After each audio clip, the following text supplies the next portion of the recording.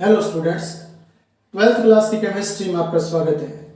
हम लेसन पढ़ रहे हैं डी और एफ ब्लॉक के तत्व और उसमें हमारा आज का टॉपिक है संक्रमण धातुओं में 3D श्रेणी के सामान्य गुण। तो संक्रमण धातुएं होती हैं, उसमें 3D, 4D, 5D, 6D श्रेणियां हैं। उसमें से आज हम 3D श्रेणी है तो उसके सामान्य गुण पढ़ रहे हैं और हमारे सिलेबस में सारे के सारे 3D श्रेणी के गुण ही दिए हुए हैं, वही हमारे सिलेबस में है और उनमें से प्रश्न भी पूछे गए हैं।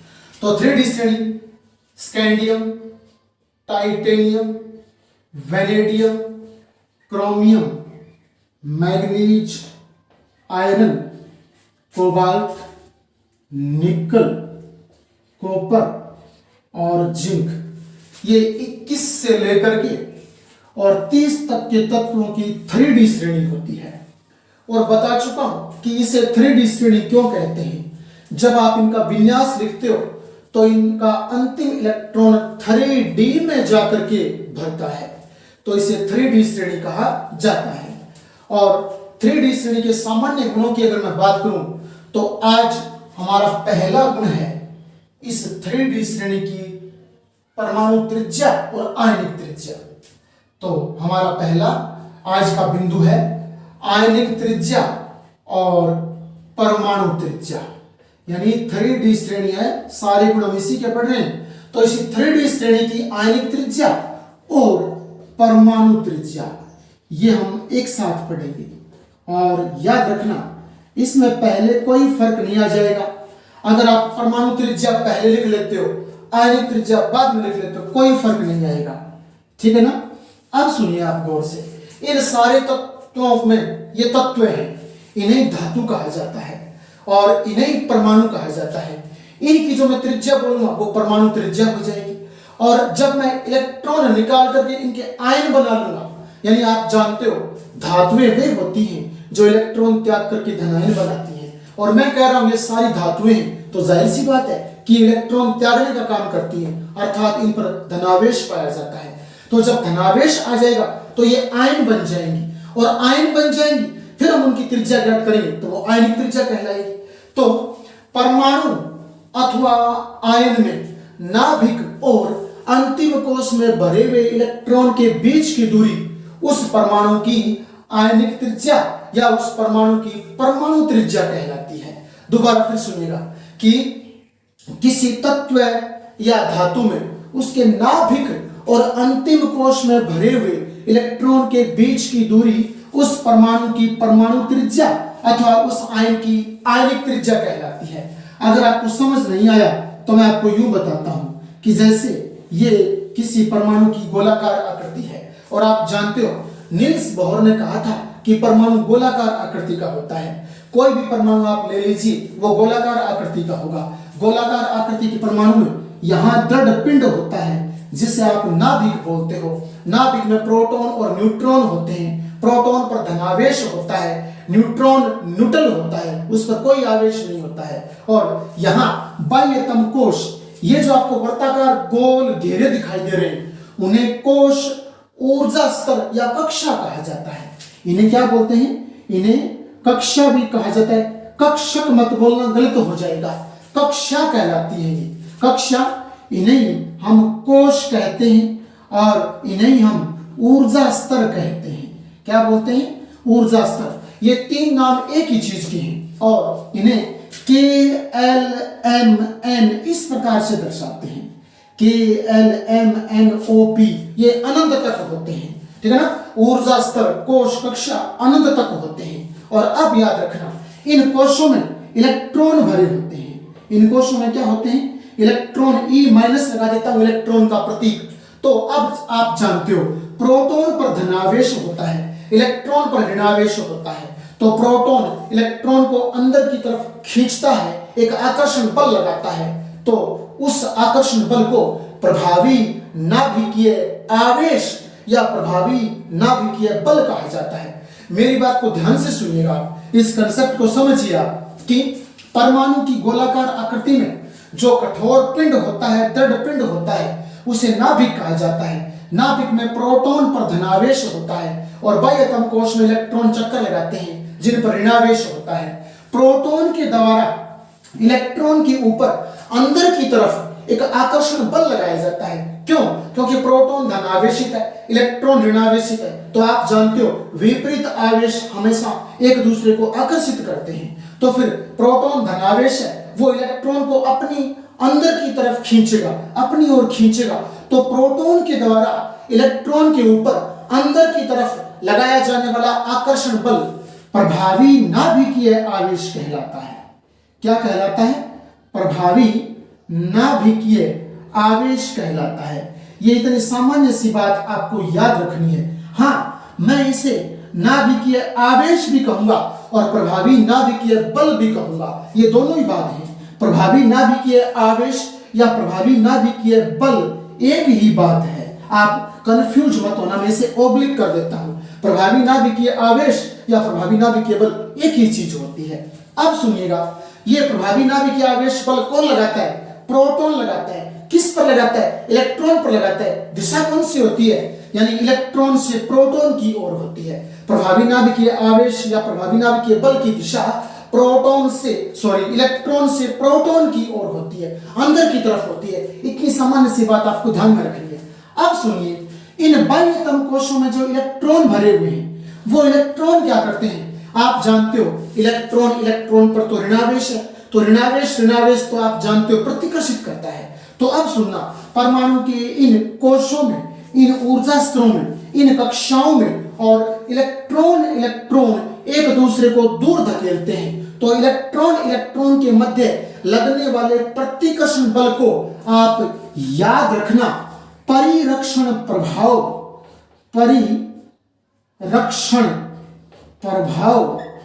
या आवरण प्रभाव कहते हैं। परिरक्षण प्रभाव अथवा आवरण प्रभाव कहते हैं। याद रखना कि परमाणु के कोशों में, ऊर्जा स्तरों में जो इलेक्ट्रॉन भरे होते हैं, इलेक्ट्रॉन पर ऋणावेश होता है। तो ऋणावेश एक दूसरे को प्रतिकर्षित करता है, अर्थात कोशों में भरे हुए इलेक्ट्रॉन एक दूसरे को प्रतिकर्षित करते हैं। मैं यूं बोलूं कि किसी एक कोश में भरे हुए इलेक्ट्रॉन दूसरे कोश के इलेक्ट्रॉन को प्रतिकर्षित करते हैं तो उसे परिरक्षण प्रभाव या आवरण प्रभाव कहा जाता है। और अंग्रेजी में से स्क्रीनिंग इफेक्ट कहते हैं। Screening effect. तो आप याद रखना कि परमाणु के कोशों में इलेक्ट्रॉन के मध्य लगने वाले प्रतिकर्षण बल को आवरण प्रभाव अथवा परिरक्षण प्रभाव कहा जाता है। अब जो कंसेप्ट मैं आपको समझाना चाहता हूं, आप उस पर आ जाइए। वो है आयनिक त्रिज्या और परमाणु त्रिज्या। अब सुनिए गौर से, अगर प्रोटॉन इलेक्ट्रॉन के ऊपर अंदर की तरफ बल लगाएंगे तो मैं उससे बोलूंगा प्रभावी नाभिकीय आवेश या प्रभावी नाभिकीय बल। और जब प्रभावी नाभिकीय बल का मान बढ़ जाएगा, मैं दूसरे शब्दों में यूं बोलूं, प्रोटॉन इलेक्ट्रॉन को अंदर की तरफ ज्यादा खींचेंगे तो मैं बोलूंगा प्रभावी नाभिकीय आवेश बढ़ गया है। और प्रभावी नाभिकीय आवेश जब बढ़ जाता है तो परमाणु का आकार संकुचित हो जाता है। मेरी बात को गौर से सुनिएगा। जब प्रोटॉन इलेक्ट्रॉन के ऊपर अंदर की तरफ और आकर्षण बल ज्यादा लगाएंगे, ठीक है ना, आकर्षण बल अंदर की तरफ ज्यादा लगाएंगे, अधिक लगाएंगे, तो परमाणु के कोश यूं संकुचित हो जाएंगे। और परमाणु के कोश संकुचित हो जाएंगे तो याद रखना त्रिज्या घट जाएगी, त्रिज्या कम हो जाएगी, परमाणु का आकार कम हो जाएगा। क्यों? आप याद रखना त्रिज्या कौन सी होती है? त्रिज्या होती है नाभिक और अंतिम कोश में भरे हुए इलेक्ट्रॉन के बीच की दूरी। त्रिज्या क्या कहलाती है? किसी परमाणु में या किसी आयन में नाभिक और अंतिम कोश में भरे हुए इलेक्ट्रॉन के बीच की दूरी परमाणु त्रिज्या कहलाती है। एक बात आप याद रखिए, जैसे सपोज कीजिए ये बाह्यतम में कोश मान लेता हूं, बाह्यतम कोश मान लेता हूं। मान लीजिए खाली पड़ा है, इसमें इलेक्ट्रॉन नहीं है। बाह्यतम कोश खाली पड़ा है, इसमें इलेक्ट्रॉन नहीं है। और इलेक्ट्रॉन मान लेता हूं इस अंदर वाले में है, अंदर वाले में इलेक्ट्रॉन है। तो याद रखना आप त्रिज्या ज्ञात करोगे तो आपको इस इलेक्ट्रॉन के बीच की दूरी काउंट करनी है। खाली कोश के बीच की दूरी कभी काउंट नहीं होती है। त्रिज्या ज्ञात करते समय जिस कोश में त्रिज्या इलेक्ट्रॉन भरा है आप वहां तक त्रिज्या नापोगे। जिस कोश में इलेक्ट्रॉन भरा है उस इलेक्ट्रॉन तक की दूरी आपको नापनी है, वो त्रिज्या कहलाएगी। अगर बाह्यतम कोश है, कोश तो मैंने कहा कि अनंत होते हैं और उनमें इलेक्ट्रॉन होने जरूरी है, तो जिसमें इलेक्ट्रॉन होगा आप नाभिक से लेकर के उस इलेक्ट्रॉन तक की दूरी मापोगे और वही त्रिज्या कहलाएगी। अगर ये कोश खाली है तो आप यहां से ये त्रिज्या नहीं ले सकते, आपका नापना यहां से यहां तक गलत है। अगर इसमें इलेक्ट्रॉन है तो आप यहां से यहां तक की दूरी लोगे, अर्थात इलेक्ट्रॉन तक की दूरी आप काउंट करोगे। तो अब याद रखिए, दोबारा फिर सुनिए कि परमाणु में नाभिक और अंतिम कोश में भरे हुए इलेक्ट्रॉन के बीच की दूरी को परमाणु त्रिज्या अथवा आयन है तो फिर उसमें आयनिक त्रिज्या कहलाएगी। तो अब ध्यान देना, अगर प्रोटॉन इलेक्ट्रॉन के ऊपर आकर्षण बल अंदर की तरफ ज्यादा लगाते हैं तो मैं कहूंगा कि प्रभावी नाभिकीय आवेश का मान बढ़ गया है। प्रभावी नाभिकीय आवेश का मान बढ़ जाएगा तो परमाणु का आकार संकुचित हो जाएगा। ये बात आपको याद रखनी है। और परमाणु का आकार संकुचित हो गया तो मैं कहूंगा उस परमाणु की त्रिज्या कम हो गई है, आकार कम हो गया है। और अब सुनिए, अगर इलेक्ट्रॉन किसी परमाणु में और इन कोशों में भरे हुए इलेक्ट्रॉन और अगर एक दूसरे पर प्रतिकर्षण बल लगाते हैं तो मैं कहूंगा परिरक्षण प्रभाव का मान बढ़ गया है, यानी आवरण प्रभाव का मान बढ़ गया है। ऐसा बोलूंगा तो आवरण प्रभाव बढ़ने का अर्थ है इलेक्ट्रॉन के बीच में प्रतिकर्षण बल अधिक लगना। आवरण प्रभाव घटने का अर्थ है इलेक्ट्रॉन के बीच में प्रतिकर्षण बल ना लगना। लेकिन याद रखना, इलेक्ट्रॉन के बीच में प्रतिकर्षण बल लगता है क्योंकि समान आवेश हमेशा एक दूसरे को प्रतिकर्षित करते हैं। तो इलेक्ट्रॉन के बीच में प्रतिकर्षण बल लगेगा तो एक कोश के इलेक्ट्रॉन दूसरे कोश के इलेक्ट्रॉन को दूर धकेलेंगे और दूर धकेलेंगे तो याद रखना कोश फैल जाएगा और कोश जब फैल जाएगा तो याद रखना त्रिज्या का मान बढ़ जाएगा। तो अब मैं क्या कह रहा हूं, गौर से सुनिए। जब किसी परमाणु में इलेक्ट्रॉन के बीच प्रतिकर्षण बल बढ़ जाता है अर्थात परिरक्षण प्रभाव का मान बढ़ जाता है अर्थात आवरण प्रभाव का मान बढ़ जाता है तो कोश दूर दूर तक फैल जाते हैं और फैलने से परमाणु की त्रिज्या बढ़ जाती है, त्रिज्या अधिक हो जाती है। अब इतनी सी बात समझ लेने के बाद आप देखिए त्रिज्या 3D श्रेणी की त्रिज्या ज्ञात करूं तो स्कैंडियम से लेकर के आप याद रखना स्कैंडियम से और क्रोमियम तक है वो त्रिज्या है उसमें कमी आती है। स्कैंडियम से लेकर के क्रोमियम तक आप जाओगे तो यहां से यहां तक परमाणु त्रिज्या में कमी आती है। कहने का अर्थ इसकी त्रिज्या कुछ कम होती है, इसकी याद रखना इसकी त्रिज्या यूं बोलूंगा कुछ अधिक होती है, इसकी और कम हो जाती है, इसकी और कम हो जाती है और लास्ट में क्रोमियम की और ही कम हो जाती है तो त्रिज्या में कमी आती है। याद रखना क्यों कमी क्यों आई, क्योंकि स्कैंडियम से आप क्रोमियम तक जाओगे तो प्रभावी नाभिकीय आवेश का मान बढ़ गया। परमाणु में प्रभावी नाभिकीय आवेश का मान बढ़ गया और प्रभावी नाभिकीय आवेश का मान बढ़ेगा तो क्या होगा, इलेक्ट्रॉनों पर आकर्षण बल अंदर की तरफ अधिक लगेगा तो आकार संकुचित हो जाएगा, संकुचित आकार हो जाएगा तो याद रखना त्रिज्या में कमी आ जाएगी। तो स्कैंडियम से क्रोमियम तक जाने पर परमाणु आकार में कमी आती है, क्यों समझाइए। अगर ऐसा प्रश्न आपसे पूछ लिया जाए तो आप कहोगे स्कैंडियम से क्रोमियम तक जाने पर प्रोटॉन के द्वारा इलेक्ट्रॉन के ऊपर लगाया जाने वाला प्रभावी नाभिकीय आवेश है उसका मान बढ़ जाता है जिससे परमाणु का आकार संकुचित हो जाता है, फलस्वरूप त्रिज्या घट जाती है, त्रिज्या में कमी आ जाती है। और इसी प्रकार Mn से लेकर के आप कोबाल्ट तक जाओगे, मैग्नीज से कोबाल्ट तक जाओगे तो त्रिज्या समान बनी रहती है, त्रिज्या समान बनी रहती है। और समान बने रहने का अर्थ है कि मैग्नीज से कोबाल्ट तक जाने पर जितना प्रभावी नाभिकीय आवेश बढ़ता है अर्थात आकार संकुचित होता है उतना ही परिरक्षण प्रभाव का मान बढ़ जाता है अर्थात प्रतिकर्षण भी कोशों के बीच में अधिक लगता है। जितना प्रभावी नाभिकीय आवेश का मान Mn से कोबाल्ट तक जाने में बढ़ता है अर्थात आकार छोटा होने का प्रयास करता है उतना ही परिरक्षण प्रभाव का मान बढ़ जाता है, यानी कोश में भरे हुए इलेक्ट्रॉन के बीच में प्रतिकर्षण बल अधिक लगता है, फलस्वरूप आकार फैल जाता है। तो एक तरफ से तो क्या होता है Mn से कोबाल्ट तक जाने पर एक तरफ तो प्रोटॉन इलेक्ट्रॉन के ऊपर आकर्षण बल लगाते हैं अंदर की तरफ जिससे आकार संकुचित होने का प्रयास करता है, लेकिन उसी समय और इलेक्ट्रॉन के बीच में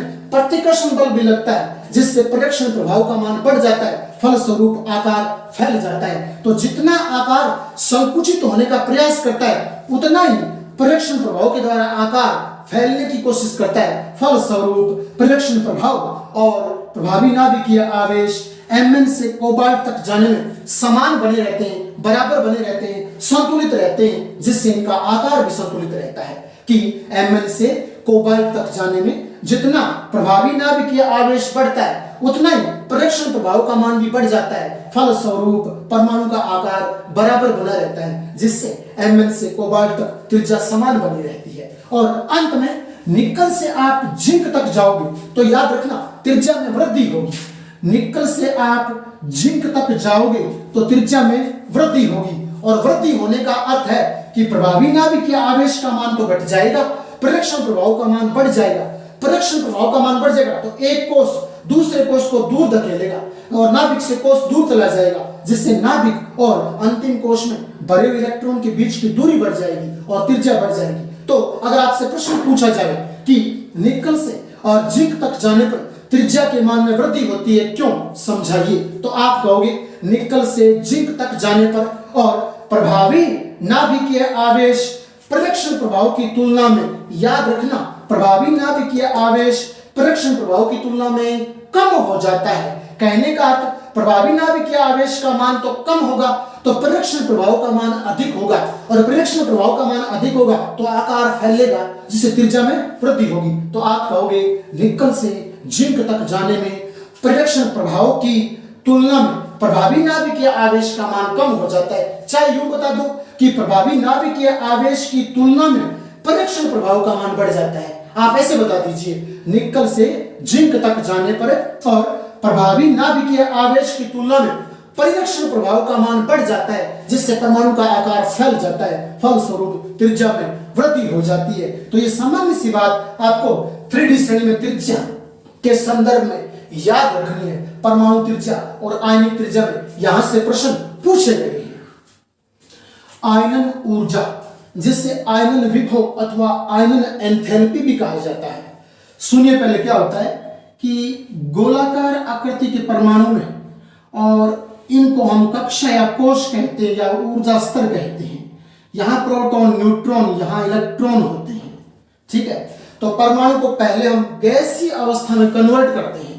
कोई धात्विक परमाणु है उसे पहले हम गैसीय अवस्था में बदल लेते हैं, फिर उसके अंतिम कोश में से केवल एक इलेक्ट्रॉन निकालते हैं, और एक इलेक्ट्रॉन निकालने के लिए जो हम इसको ऊर्जा दे रहे हैं वह ऊर्जा आयनन विभव, आयनन ऊर्जा अथवा आयनन एंथैल्पी कहलाती है। तो मैं परिभाषित कर रहा हूं, आप गौर से सुनिए कि किसी गैसीय परमाणु के अंतिम कोश में और में से, किसी गैसीय परमाणु के अंतिम कोश में से एक इलेक्ट्रॉन को पृथक करने के लिए जो ऊर्जा इसको दी जाती है, जो ऊर्जा हमारे द्वारा खर्च की जाती है, उसे आयनन ऊर्जा या आयनन विभव या आयनन एंथैल्पी कहते हैं। दोबारा फिर सुनिए कि किसी गैसीय परमाणु के अंतिम कोश में से एक इलेक्ट्रॉन को पृथक करने के लिए जो ऊर्जा खर्च की जाती है, जो ऊर्जा दी जाती है, उसे आयनन ऊर्जा या आयनन विभव या आयनन एंथैल्पी कहा जाता है।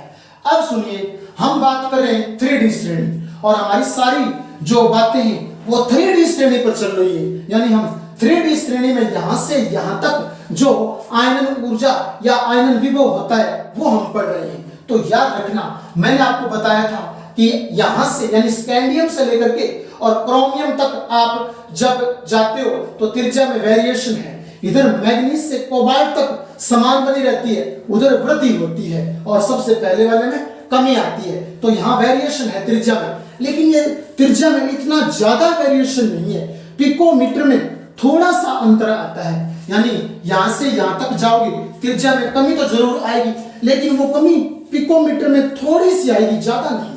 यहां से यहां तक त्रिज्या समान बनी रहेगी, यहां से यहां तक जाओगे त्रिज्या में वृद्धि होगी, लेकिन वो कोई ज्यादा वृद्धि नहीं होगी, आंशिक वृद्धि होगी। तो फिर इस प्रकार से मैं यूं कहूंगा कि इनकी त्रिज्याएं लगभग बराबर होती हैं। 3D श्रेणी की संक्रमण धातुओं की त्रिज्याएं लगभग बराबर होती हैं, अतः इनके आयनन विभव के मान और 6 से 10 इलेक्ट्रॉन वोल्ट के मध्य होते हैं। कहने का अर्थ आप स्कैंडियम में से और अंतिम कोश में से इलेक्ट्रॉन निकाल रहे हो तो आपको ऊर्जा देनी पड़ेगी, और आप जिंक में से भी और अंतिम कोश में से इलेक्ट्रॉन निकाल रहे हो तो आपको ऊर्जा देनी पड़ेगी। वो ऊर्जा यहां से लेकर के यहां तक जो ऊर्जा आप इन सारों को और इलेक्ट्रॉन निकालने हेतु दोगे वो 6 से 10 इलेक्ट्रॉन के वोल्ट के बीच होगी, 6 से 10 इलेक्ट्रॉन वोल्ट के बीच होगी।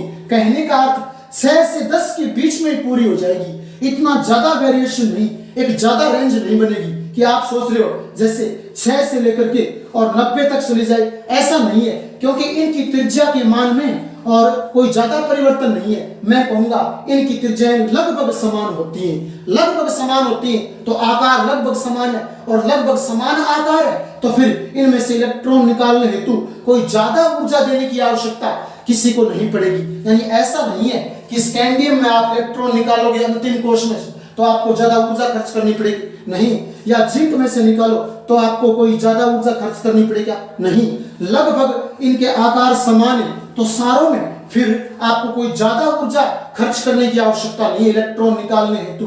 तो वो ऊर्जा 6 से 10 इलेक्ट्रॉन वोल्ट आप यहां से यहां तक दोगे तो 6 से 10 इलेक्ट्रॉन वोल्ट में ऊर्जा देने से और सारों के बारी बारी इलेक्ट्रॉन निकल जाएंगे, तो इनके आयनन विभव के मान 6 से 10 इलेक्ट्रॉन वोल्ट के मध्य होते हैं। तो दोबारा फिर सुन लीजिए, आयनन ऊर्जा क्या है कि किसी गैसीय परमाणु के अंतिम कोश में से एक इलेक्ट्रॉन को पृथक करने के लिए जो आप ऊर्जा देते हो उसे आयनन ऊर्जा कहा जाता है।